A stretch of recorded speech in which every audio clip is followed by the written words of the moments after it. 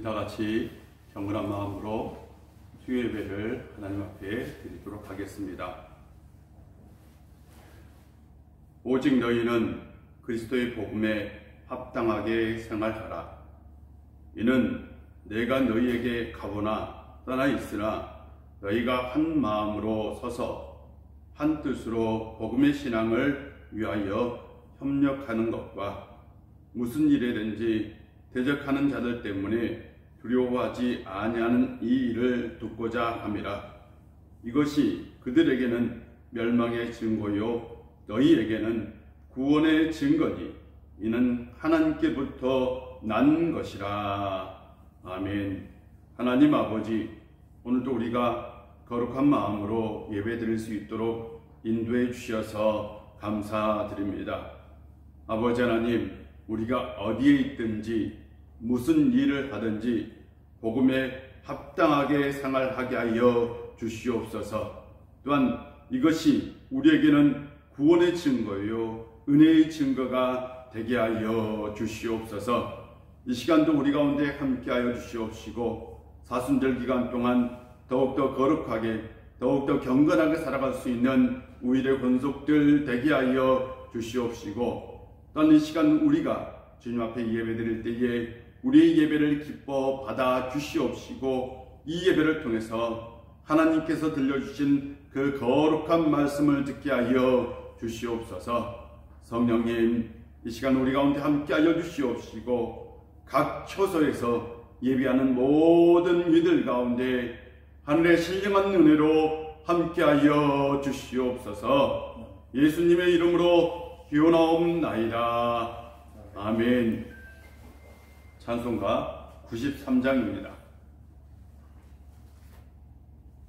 93장입니다.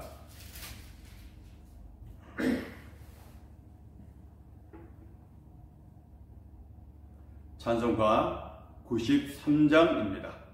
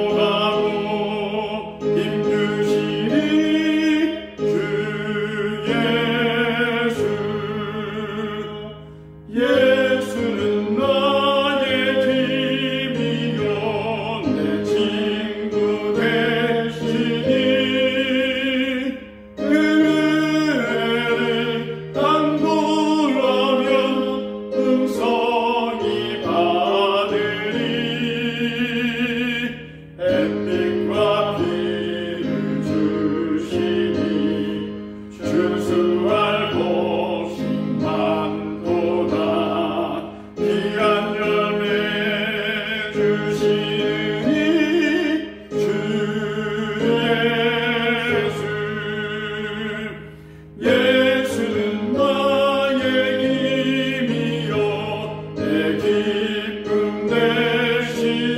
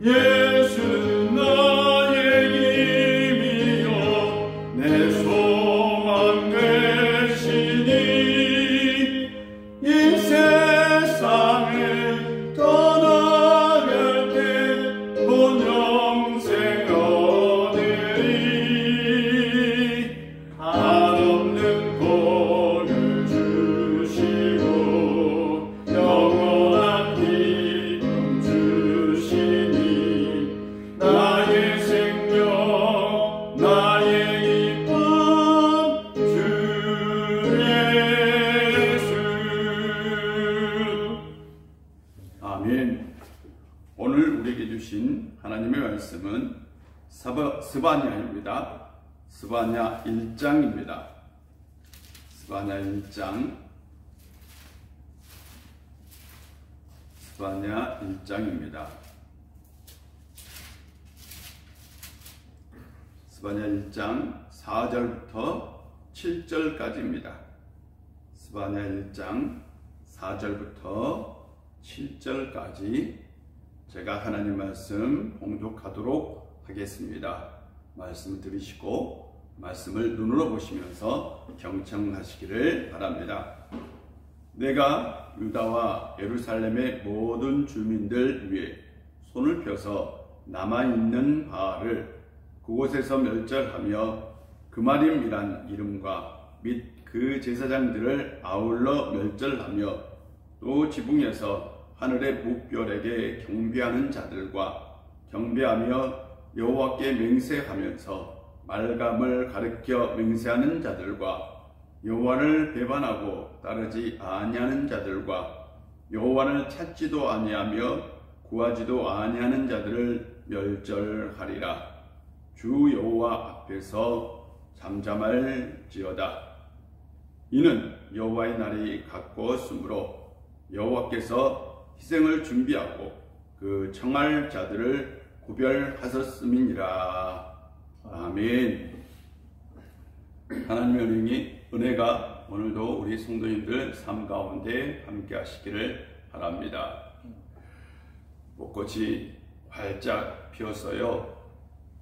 우리의 신앙도 이 벚꽃이 활짝 핀 것처럼 활짝 피었으면 좋겠고, 또한 우리의 인생도 활짝 피었으면 좋겠습니다. 특별히 주님께서 주시는 복이 여러분 삶 가운데 넘쳐 흘려서 활짝 핀 인생 되기를 주의 이름으로 축원합니다. 우리는 이스라엘 백성들이 광야 40년을 살 때에 그 시간을 고통의 시간으로 이해하는 경향이 있습니다. 그러나 광야 40년의 시간은 전혀 다른 시간입니다. 그 시간은 축복의 시간이며 또 한편으로는 준비의 시간, 훈련의 시간이기도 했습니다. 이스라엘 백성들은 이집트에서 400년 동안을 노예로 살았습니다. 그러니까 계속해서 일만 하며 산 거죠. 이집트에서 400년 동안 살 때에 이스라엘 사람들에게는 휴식이라는 게 없었습니다. 안식 그 자체가 존재하지 않았죠. 그들은 태어나서부터 죽을 때까지 고역 가운데서 살아야 했습니다. 그러나 광야 40년 동안 이스라엘 백성들은 전혀 노동을 하지 않았습니다. 그들에게 광야 40년의 시간은 쉼의 시간이고 안식의 시간이었습니다. 밤에는 불기둥으로, 낮에는 구름기둥으로 지켜주셨고, 하나님께서 매일마다 그들에게 일용할 양식인 만나를 내려주었습니다. 40년의 기간은 은혜가 넘치는 기간이었고 안락하고 평안한 시간이었습니다. 또한 광야 40년은 그들에게 바로 신앙을 훈련받는 시간이기도 했습니다. 가지고 있었던 걸 다 버리고 새로운 습관을 갖는 시간이었습니다. 그들이 광야 40년 동안 훈련받은 건 딱 하나입니다. 바로 순종 훈련입니다. 십계명은 이렇게 시작하죠. 나는 너를 애굽 땅 종되었던 집에서 인도하여 낸 내 하나님 여호와라. 하나님은 십계명을 주기 전에 이스라엘 백성들에게 자신이 누구인지를 밝힙니다. 하나님은 어떤 분이냐? 바로 종되었던 그 이집트에서 이스라엘 백성들을 인도해낸 하나님, 구원하신 하나님, 그 이름은 여호와입니다. 그러므로 이스라엘 백성들이 따르고 있는 그 하나님은 지금 바로 자신들을 이렇게 속박으로부터, 죽음으로부터 건져주시고 구원해주신 하나님이었습니다. 그 하나님이 원하는 것은 딱 한 가지입니다. 너는 나 외에 다른 신을 내게 두지 말라. 10계명 첫 계명입니다. 너는 나 외에 다른 신을 내게 두지 말라라는 거였죠. 그들이 살았던 이집트는 다신교의 나라였습니다. 많은 신들이 있었는데요. 그 중에 대표적인 신이 바로 태양신이었습니다. 태양신은 절대자였으며 또한 권력자였으며 인간을 자기 아래에 두고 인간을 굉장히 괴롭히는 신이기도 했습니다. 태양신을 중심으로 많은 신들이 있었는데요. 바로 이스라엘 백성들은 이 다신교의 문화에 젖어 있었습니다. 하나님이 이 문화를 벗기기 시작한 거죠. 광야 40년의 시간은 그래서 벗고 벗는 시간이었습니다. 과거의 삶을 완전히 청산하고 완전히 새로 벗어버리는 시간이었죠. 어떻게 보면 진정한 회개의 시간이었고 거듭남의 시간이었고 완전히 새로운 사람이 되고 완전히 새로운 민족이 되는 기간이었습니다. 그들은 황골 탈퇴해야 했고 광야 40년이 바로 그런 시간이었습니다.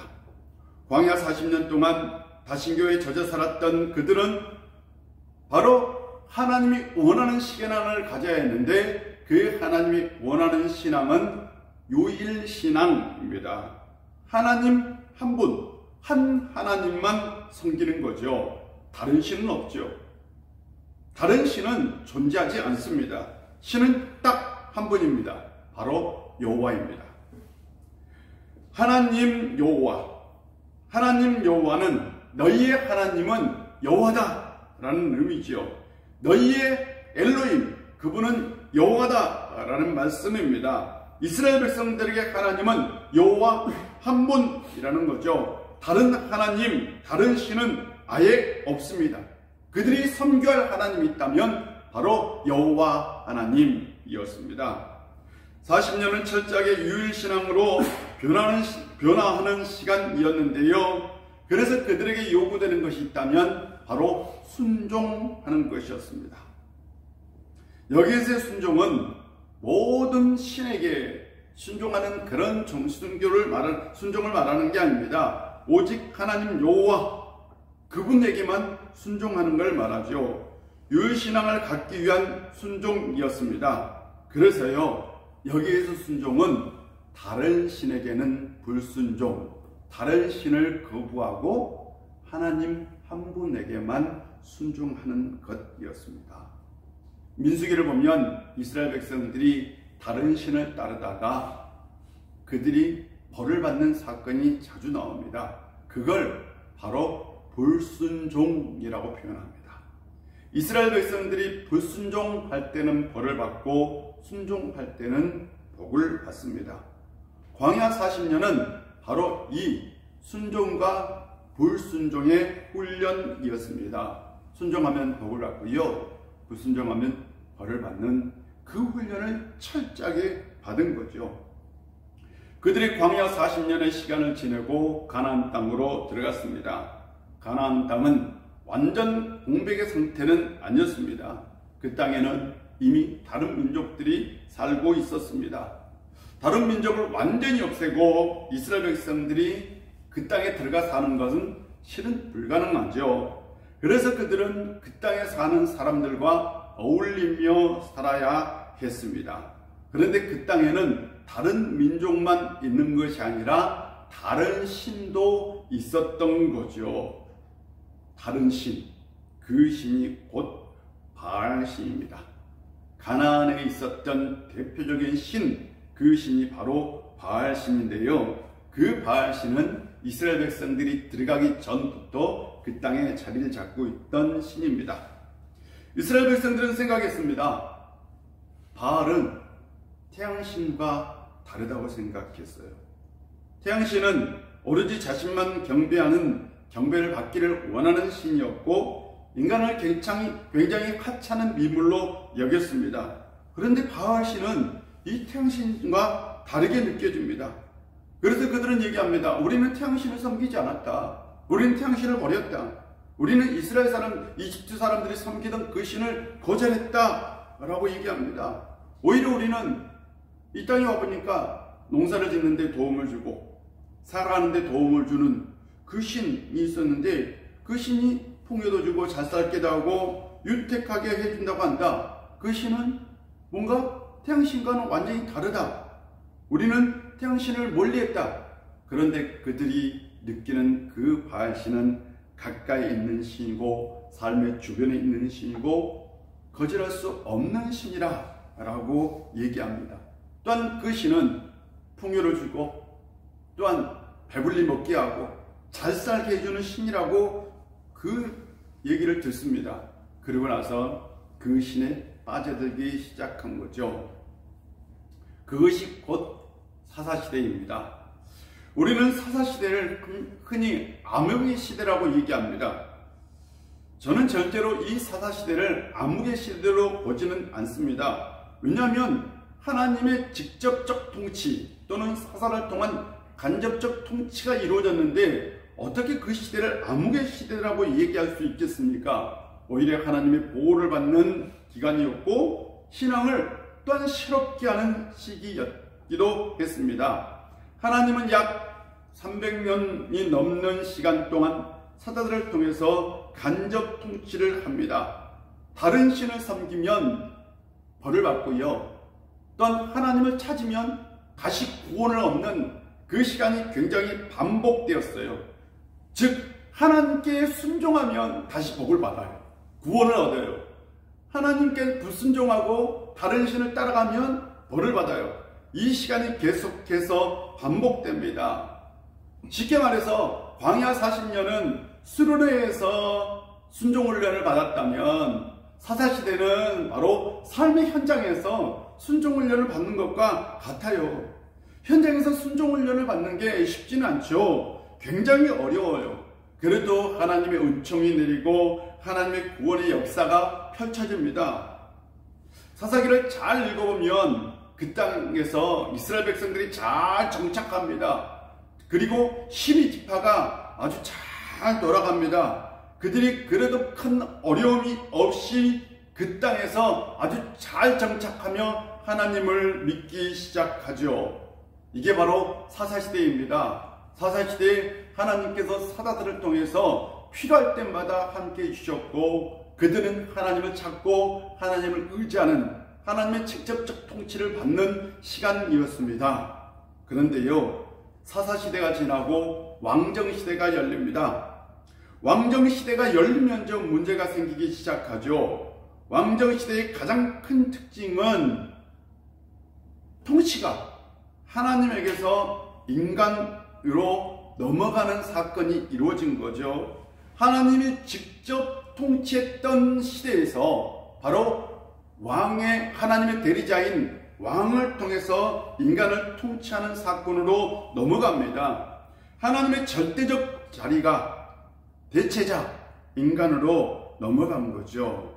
이건요 심각한 것을 발생합니다. 즉 하나님의 자리를 다른 것으로 대체할 수 있다는 생각이 싹트기 시작한 거죠.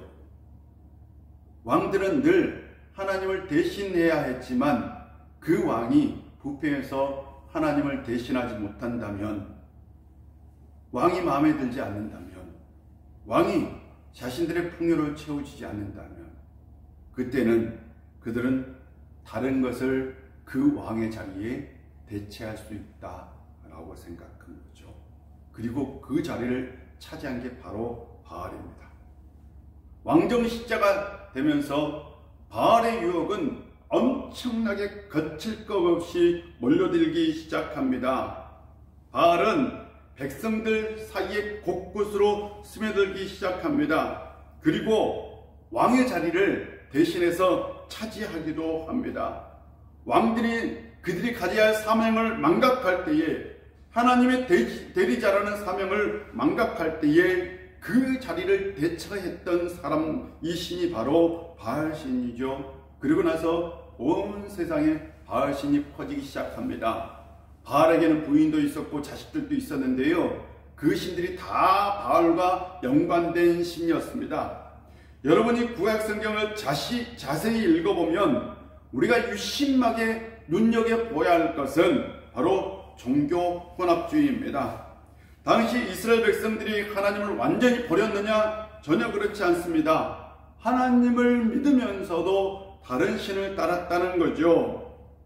여전히 그들은 하나님을 찾고 하나님의 이름을 부르며 하나님께 예배를 드렸습니다. 그런데 그들은 다른 신을 찾고 다른 신께 예배하고 다른 신께도 구했다는 거죠. 엘리야 선지자가 갈멜산에서 이스라엘 백성들을 책망할 때에 그들을 책망했다는 건 바로 양다리 전략을 책망한 거죠. 양다리를 걸치고 있다는 것을 비판합니다. 한 다리는 바알에게, 한 다리는 하나님에게, 이렇게 양다리를 걸치고 있는, 즉 종교 혼합주의에 빠져 있는 이스라엘 백성들에 대해서 바로 이 엘리야 선지자는 그들을 책망했던 거죠. 이것이 바로 이스라엘의 전형적인 모습이었습니다. 이제 이스라엘 백성들은 다시 하나님께로 돌아가야 했습니다. 하나님께서 가장 싫어하는 것은 바로 나 외에 다른 신을 섬기는 것, 일계명을 어기는 거죠. 나 외에 다른 신을 내게 두지 말라, 섬기지 말라, 내 옆에 두지 말라. 그런데 이스라엘 백성들은 다른 신을 자기 옆에 두고 하나님을 섬기겠다라고 얘기한 거죠. 아니, 무슨 이게 하나님을 섬기는 겁니까? 첫 번째 계명을 어겼으면서 그들은 하나님을 섬기는 사람이라고 스스로 얘기했던 거죠. 그들은 하나님에게만 순종한 것이 아니라 다른 신에게도 순종했던 거죠. 이건 진짜 순종이 아닙니다. 다른 신에게 불순종하고 하나님에게만 순종하는 것, 그것이 진정한 순종이었던 거죠. 불순종했던 그들에게 하나님의 심판이 시작됩니다. 북이스라엘도 멸망하고요, 남유다도 멸망합니다. 바로 마지막 시대를 살았던 선지자의 외침은 모든 멸망의 원인이 종교 혼합주의에 있었다라고 얘기합니다. 오늘 본문에도 바로 이 종교 혼합주의 신앙의 모습이 적나라하게 드러나 있습니다. 4절을 보면, 우리 4절을 다 같이 한번 보겠습니다. 내가 유다와 예루살렘의 모든 주민들 위에 손을 펴서 남아있는 바알을 그곳에서 멸절하며 그만임이란 이름과 및 그 제사장들을 아울러 멸절하며, 하나님께서 이스라엘 땅에 있는, 유다와 이스라엘 땅에 있는, 예루살렘 땅에 있는 모든 바알 신들을 다 그곳에서 멸절하고 그마림이라는 이름을 가진 제사장들도 다 없어버리겠다라고 얘기합니다. 이걸 역사적으로 보면 엄청나게 놀라운 사건입니다. 요시야의 종교개혁이 바로 얼마 전에 있었어요. 얼마 전에 요시야의 종교개혁이 있었습니다. 역대하 34장 3절에서 7절을 한번 찾아보십시오. 역대하 34장 3절에서 7절입니다.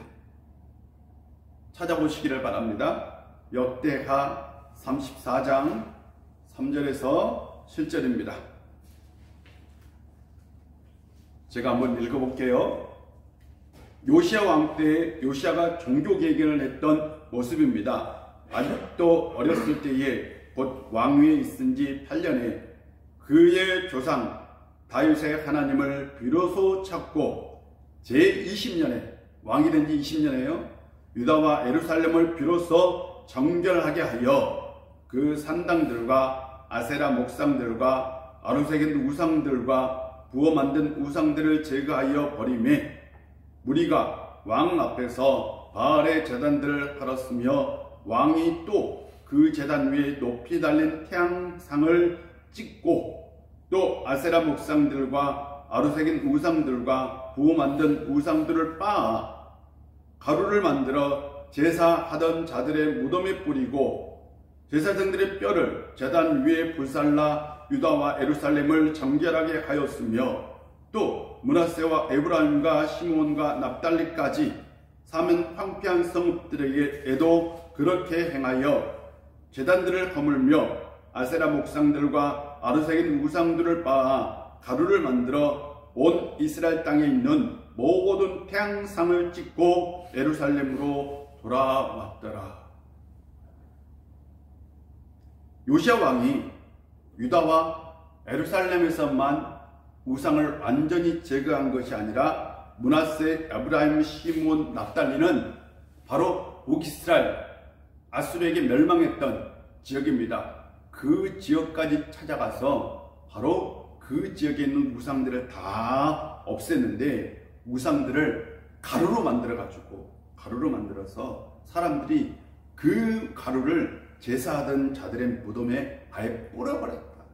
얼마나 완벽하게 종교계획을 단행했는지 알 수 있는 대목입니다. 요시야 왕은 남유다뿐만 아니라 북이스라엘 지역까지 완전히 전 나라를 다 종교계획을 시행했던 왕입니다. 모든 우상의 제단을 다 파괴했던 거죠. 그런데요, 요시야 왕이 죽자마자 우상들이 다시 활개치기 시작했다는 거죠. 어떻게 이런 일이 가능할까요? 나라에 다시 순식간에 이 나라가 바알의 나라가 되어버린 거죠. 그만큼 바알 신앙이 그 땅에 깊이 뿌리를 받고 있었다는 거죠. 요시야가 종교 계획을 단행할 때에 아마 그걸 보면서 누군가는 속으로 이렇게 생각했을 겁니다. 그래, 이 시기만 지나가. 그래, 이 시기만 참자. 다시 우리가 우상을 섬길 때가 올 것이다. 우리가 다시 바알을 찾을 때가 올 것이다. 그런데요, 기회가 옵니다. 요시야 왕이 전쟁에 나가 죽어버린 거죠. 그러자 다시 그 땅에 바알 신앙이 독버섯처럼 퍼지기 시작하는데요, 순식간에 다시 지배계층에 그냥 바알 신앙이 다 퍼졌어요. 왜냐하면 이전에 깊이 뿌리박고 있었기 때문입니다. 뭘 얘기하고 있을까요? 요시야 왕의 힘으로 도저히 안 되었던 거죠. 결국은 어떻게 할까요? 왕의 힘으로 안 되면 하나님이 직접 하시죠. 하나님은 이스라엘이라는 나라를 없애버립니다.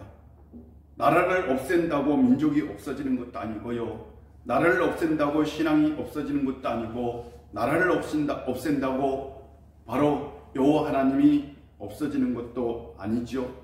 하나님은 그 땅 위의 모든 우상을 제거하기 위해서 그 나라 자체를 없애버립니다. 왕이 하지 못하자 하나님이 직접적으로 그 일을 하신 거죠. 실제로요, 예수님도 마찬가지죠. 이스라엘을 통해서 이 세상의 구원의 역사, 복음의 역사가 퍼지기를 원했어요. 그러나 그 일이 이루어지지 않습니다. 그래서 하나님이 직접적으로 하시는 거죠. 하나님이 직접 이 세상에 오십니다. 그것이 바로 성육신의 사건입니다. 하나님이 직접 해결하신 거죠. 하나님은 인간의 힘으로 안 될 때는 직접적으로 바로 오셔서 바로 그 일을 해결을 하십니다. 지금도 세상이 제 길을 가고 있습니다. 만약 교회가 사명을 감당하지 못한다면 예수님께서 다시 오실 겁니다. 세상을 바로 잡으실 겁니다. 세상에 종말이 올 겁니다. 인간의 자정의 능력이 사라진다면, 교회가 빛을 잃어버린다면, 그때에 예수님은 반드시 다시 오실 겁니다. 그때에 이 세상의 종말의 시작인 거죠. 그때에 하나님이 직접적으로 개입하신 사건이 되는 겁니다. 우리는 그러므로 그리스도인의 빛을 발휘해야 되고요, 교회는 사명을 감당해야 되고요, 인간은 늘 자신 스스로 이 세상을 밝히는 정화의 능력을 가지고 있어야 합니다. 그런 힘을 바로 심어주는 바로 종교가 있다면 기독교입니다. 그래서 우리가 하나님을 믿고 예수님을 따르는 거죠. 우리는 더욱더 그리스도인으로 이 세상 속에서 신실하게 살아가야 합니다. 5절을 보겠습니다. 또 지붕에서 하늘의 묵별에게 경배하는 자들과 경배하며 여호와께 맹세하면서 말감을 가리켜 맹세하는 자들과, 지붕에서 하늘을 보고 묵별에게 경배하는 자들이란 바로 별점을 치는 사람들을 얘기합니다. 여기서 말감은 바로 암몬 사람들이 섬기던 신을 말합니다. 이것도 종교 혼합주의를 말하고 있는 거죠. 지금도 세상에는 종교 혼합주의가 있습니다. 하나님을 섬기는 사람들이 다른 것을 따를 때에 그것이 바로 종교 혼합주의죠. 특별히 지금이 선거철입니다. 선거철이 되면 가장 장사가 잘 되는 곳이 점집이라고 그래요. 혹시 들어보셨어요? 네, 점쟁이가 이때 가장 장사가 잘 된대요. 정치인들이 돈을 싸들고 몰려와서 이번 선거에 당선이 되는지 안 되는지를 묻는다고 얘기를 해요. 참 신기하죠. 그 중에 하나님을 믿는 사람도 많대요.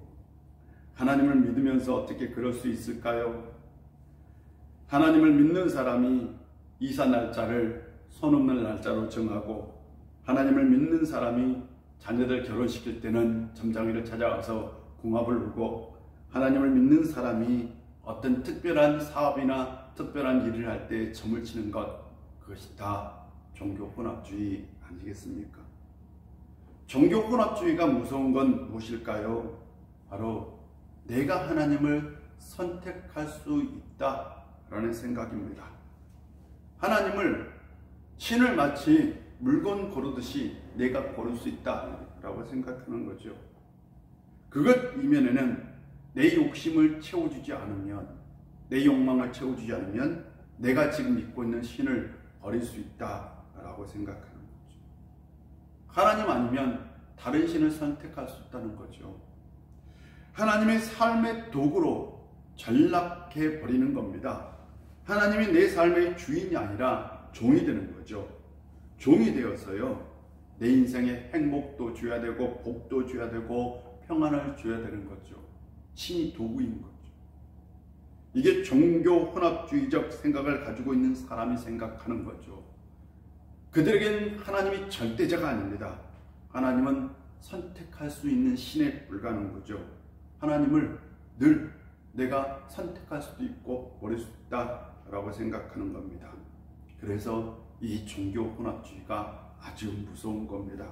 하나님은 우리의 인생의 주인이며 이 세상의 절대자이며 하나님만 우리는 섬겨야 합니다. 우리가 하나님을 섬기고 하나님을 따라가는 건 하나님께서 우리에게 복을 주고 평안을 주고 우리에게 행복을 주기 때문에 조건적이어서 따라가는 것이 아니라 그분이 우리에게 절대적인 유일한 신 하나님이기 때문에 우리가 그분을 믿고 따라가는 것입니다. 그러므로 늘 하나님을 신실하게 믿을 수 있는 성도님들 되시기를 바랍니다. 6절을 보면 여호와를 배반하고 따르지 아니하는 자들과 여호와를 찾지 아니하며 구하지도 아니하는 자들을 멸절하리라 라고 얘기합니다. 보니까 이스라엘 백성들 중에 아예 하나님을 떠나버린 사람들이 있었어요. 하나님을 멀리 해버린, 그냥 하나님을 찾지도 않고 하나님께 구하지도 않는 사람들이 있었어요. 하나님을 완전히 버린 거죠. 아, 그냥 하나님을 버렸구나 라고 생각하죠. 배교입니다, 이건. 고대에는 무신론자가 없었습니다. 여러분, 절대 무신론자가 없어요. 반드시 둘 중에 하나입니다. 이 신을 섬기든 이 신을 섬기든. 종교 혼합주의에서 아예 이 사람들은 떠나버린 사람들인 거죠. 그러니까 이 사람들은 아예 하나님을 버리고 우상을 선택한 사람들이라고 얘기할 수 있습니다. 배교했던 사람들이죠. 하나님을 버린 사람들이죠. 하나님을 믿는 나라에서 하나님을 버렸대요. 얼마나 심각합니까? 특별히 스바냐 선지자는 왕족 출신의 선지자입니다. 그가 보았던 사람들은 대부분 왕족이나 귀족들입니다. 왕족이나 귀족들에게 이런 일이 흔했다라는 것을 알 수 있습니다. 왕족이나 귀족들은 권력이나 부를 독점하기 위해서 다른 신으로 갈아타는 것, 그것이 아주 쉬운 일이었습니다. 그들은 자신들의 이익을 위해서라면 무엇이든지 했던 사람들입니다. 즉 지도층의 심각한 종교적 부패, 타락이 있었던 거죠. 그들은 자신들의 이익을 위해서라면 하나님을 찾지도 하나님께 구하지도 않고 다른 신에게 찾았던 거죠. 그들에겐 하나님이 없었습니다. 얼마나 심각했을까요? 늘 사회의 타락과 부패는 사회 지도층에서 시작합니다. 현대사회도 마찬가지죠. 현대사회에서도 지배계층에 속한 사람들에게 하나님이 있을까요? 하나님 없습니다. 이건 심각한 문제죠. 그들은 신을 두려워하지도 않고 신을 찾지도 않습니다. 그들에게 남아있는 건 탐욕과 불의입니다. 그들이 탐욕과 불의를 가지고 이 세상을 이끌어간다면 이 세상은 정의도 없고 공정을 기대할 수도 없습니다. 인간 안에는 타락한 본성이 있습니다. 타락한 본성은 끊임없이 우리를 탐욕스럽게 만들죠. 이 탐욕을 위해서는 불의도 서슴지 않습니다. 타락한 본성을 억제하는 유일한 길이 있다면 예수 그리스도를 따르는 거죠. 그런데 예수님을 멀리한다면 어떻게 타락한 본성을 제어할 수 있겠습니까? 그런데 이 세상을 지배하는 지배계층이 하나님을 모르고 예수님도 모르고 온전히 자신의 욕망대로 살아간다면 이 세상은 어떻게 될까요? 이럴 때일수록 교회는 이 세상에 빛이 되어야 되고요. 그리스도인들은 이 세상이 깨어날 수 있도록 기도해야 합니다. 저는 우리 우일교회 성도님들이 사순절 기간 동안 더욱 빛나는 신앙을 가지고 사는 성도님들이 되었으면 좋겠습니다. 하나님을 더욱더 의지합시다. 주님을 더욱더 사랑합시다. 오직 예수, 오직 믿음으로 살아갑시다. 기도하겠습니다. 아버지 하나님, 오늘도 우리 가운데 함께 해주시고 은혜 주셔서 참 감사드립니다. 이스라엘 백성들은 하나님을 믿으면서도 다른 신을 따랐습니다. 종교 혼합주의에 빠져서 그들은 자신들의 욕망과 이기적인 탐욕을 채우려고 했습니다. 아버지 하나님, 우리 안에는 그런 신앙이 없게 하여 주시옵시고 온전히 오직 예수, 오직 믿음으로 살아갈 수 있는 우리 우일의 모든 성도님들 되게 하여 주시옵시고 사순절 기간 동안 우리의 신앙을 더욱더 지켜주시고 우리 가운데 함께하여 주옵소서. 예수님의 이름으로 기도합니다. 아멘. 찬송가 315장입니다. 찬송가 315장입니다.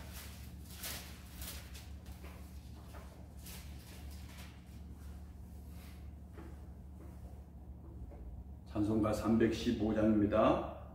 Yeah.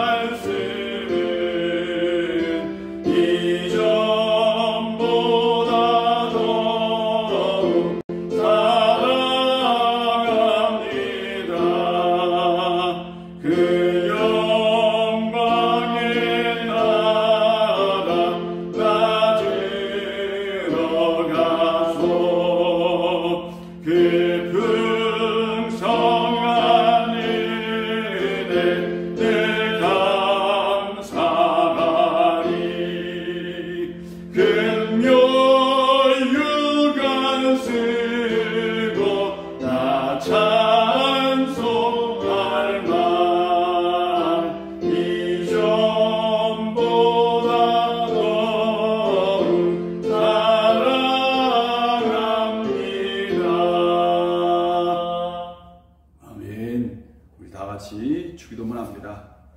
하늘에 계신 우리 아버지, 아버지의 이름을 거룩하게 하시며 아버지의 나라가 오게 하시며 아버지의 뜻이 하늘에서와 같이 땅에서도 이루어지게 하소서.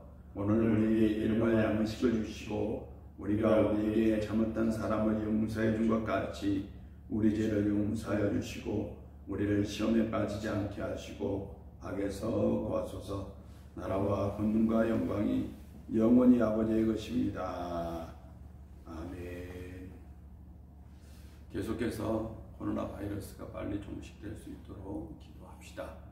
그리고 또 교회가 주일 예배를 어떻게 해야 될지는 참 고민이 많은데요. 이번 지난 주일날 당에서 결정하기를 돌아오는 주일날도 온라인 예배, 영상 예배로 대처하기로 했습니다. 그렇게 하시면 되겠고요. 일단 고난주간 특별 새벽 기도회는 바로 그 주일날 결정해서 공지하도록 하겠습니다. 참 이때에 우리가 더욱더 기도하고요. 여러분 신앙이 더욱더 견고해지고 더욱더 깊어지는 시간 되었으면 좋겠습니다. 저도 항상 기도할 테니까 우리 모두 기도합시다. 화이팅!